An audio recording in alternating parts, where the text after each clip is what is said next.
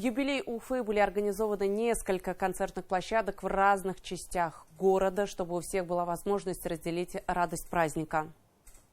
Я чеченец, я башкир, я всей страны народ, и мы все вместе русский мир.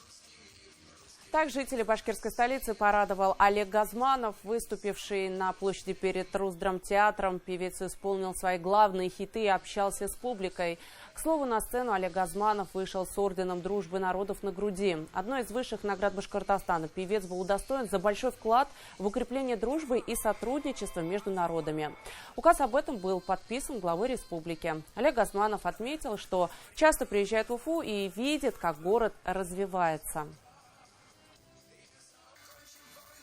Добрый вечер, друзья! Для меня огромная честь и большое удовольствие быть сегодня с вами, отражаться в ваших глазах и вместе отпраздновать такую невероятную дату – 450 лет. Я хочу всем пожелать добра, счастья, радости. А на другой праздничной площадке возле ДК «Моторостроитель» хедлайнером концерта стала Полина Гагарина. Популярная певица накануне была удостоена почетного звания народной артистки республики. На сцене Полина Гагарина отметила, что для нее это двойной праздник, и призналась в любви к Уфе. Красивому, чистому городу, по которому я сегодня даже успела пройтись. Берегите его, берегите друг друга, потому что вы и есть то самое сердце города.